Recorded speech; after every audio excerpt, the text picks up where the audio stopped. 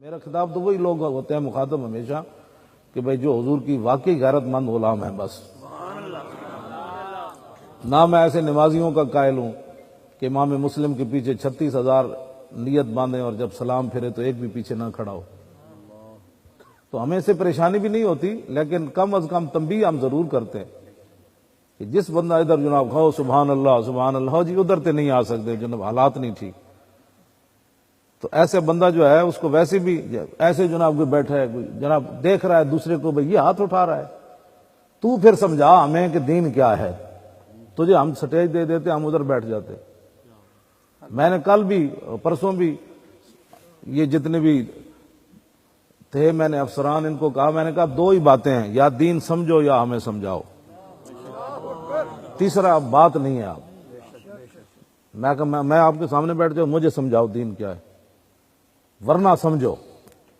تیسری صورت یہ ہے کہ جن ٹوٹوں سے آپ نے دین سیکھا ہے یا ٹوٹ ہمارے سامنے لاؤ. بس تین ہی باتیں. جن لوگوں نے تمہیں غلط دین سمجھایا ہے وہ ٹوٹ ہمارے سامنے لاؤ، ایک گھوڑ پواؤ دنیا تے ساڑا، ایک میچ کراؤ. جنہ ٹوٹا نے دین دی غلط تشریح کی تھی، یہود و نصارہ دی ایجنٹ حکمرانہ دے تھلے لگ کے حالات اپنے مدرسے بچائے، اپنی خانقاہاں بچائیاں اور اپنی مسجداں بچائیاں اور اپنے آپ دیا شخصیتاں بچائیاں، حضور دی عزت تے پیرا نہ دے سکے، وہ ٹوٹ ساڑے سامنے لے آؤ. تو یا پھر ساڑی گل سمجھو. نہیں جی ہم تو دین نہیں جانتے. میں نے کہا نہیں جانتے تو پھر ہم سے سمجھو، اس مسئلے کی اساسیت کو سمجھو. تو بہرحال ہمارا تو اتنا ہی کام ہے، منوانا تو ہمارا کام نہیں ہے. تو اس مسئلے کی اساسیت کو سمجھو، ناموس رسالت کے مسئلے کی اساسیت. ناموس رسالت کے مسئلے کی حساسیت کو سمجھا جائے.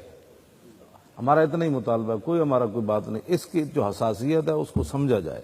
نہیں سمجھ آتی تو پھر سمجھو. ہر نتھو پھتو غیرے کو ہم اس مسئلے میں بات کرنے کی اجازت نہیں دیتے. ایک افسر مجھے کہنے لگا، جن رٹی رٹائی جو ان کو جملے پڑھائے جاتے، وہ کہنے لگا دیکھیں نا جی ہمیں سائنس حاصل کرنی چاہیے. میں نے کہا رک جا، یہ تیرے رٹے رٹائے جملے ہیں. میں نے کہا بتا عبد القدیر کو ہم نے قومی مجرم بنایا. ایسے کانپنے لگا. میں نے کہا ایک ہی سائنسدان تھا، تم نے اسے معافی منگوائی ٹی وی پر کھڑے ہو کر، بھئی میں قومی مجرم ہوں، میں نے راز آؤٹ کیے ہیں، میں نے ایٹمی لوگوں کو میں نے کہا دنیا کے اندر مجرم تم نے بنایا عبد القدیر کو کہ ہم نے بنایا.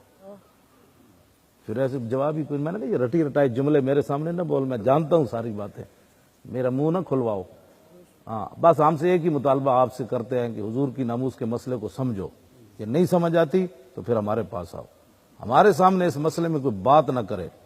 باقی جانیں عزتیں آبرویں ساری انہی کے لیے ہیں. پرچہ کاٹو، ابھی جیل بھیجو، ہمارے حاضر. ہم نے کیا کرنا ہے؟ کوئی ہمیں کسی بات کی پرواہ نہیں ہے.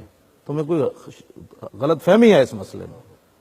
ہاں بس اتنی بات میں آپ کو بھی کہنا چاہتا ہوں، اس مسئلے کی حساسیت کو آپ بھی سمجھیں.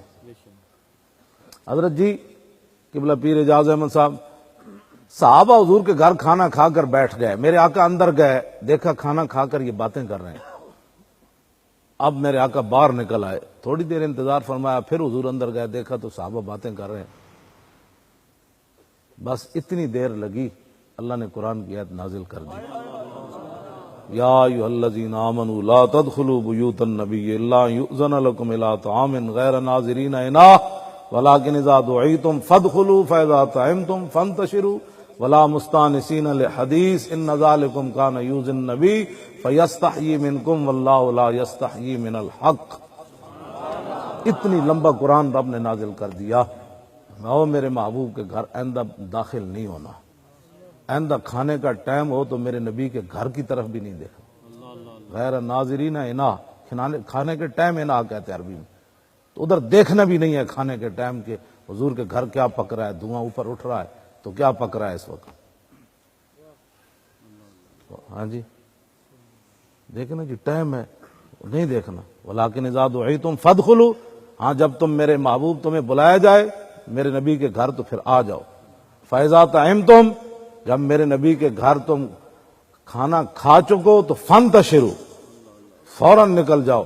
ولا مستانسین لحدیث، اب کسی کو یہاں بیٹھ کر باتیں کرنے کی اجازت نہیں ہے. میں اب بتائیں اتنی بات بھی ہو گئی, آپ کہتے ہیں جی تھوڑی سی برداشت بھی تو ہونی چاہیے. میں کہ خالق اور مالک ہو کر برداشت اس نے نہیں کیا تو میرے جیسا کلمہ پڑھ کے کیسے برداشت کر سکتا ہے؟ تو کیسے کون سے دین کی بات کرتا ہے وہ ہمیں بھی سمجھا. حضرت اگلا لفظ بہت ہی عجیب ہے, ہاں جی, ان ذالکم کان یؤذی النبی, یہ تمہارا بیٹھنا میرے نبی کو دکھ دے گیا.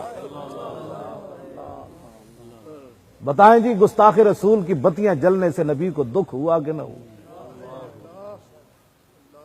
اور جو ان بتیوں کی حمایت میں ہمارے علماء کو گرفتار کریں اور جناب روڈ بند کریں کہ یہاں گستاخوں کی بتیاں جلنی ہیں, تو صرف نبی کو اتنا, وہ صحابہ بیٹھے, صحابہ وہاں چگلیاں نہیں کر رہے تھے بیٹھ کر, حضور کی شانیں ہی بیان کر رہے ہوں گے نا, لیکن فرمایا نہ, میرے نبی کو جو دکھ ہو گیا, شانیں بھی بیان کرنی ہے تو اس صورت میں کرو میرے نبی خوش تو ہو.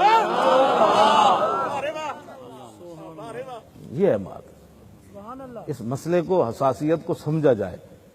اتنی بات ہے نا جی, آج لوگ ہمیں کہتے ہیں جی تھوڑا سا تحمل کرو جی, تھوڑی سی برداشت پیدا کرو. میں کہ وہ خالق اور مالک ہو کر صحابہ پوری امت گرد راہ کو بھی نہیں پہنچ سکتی.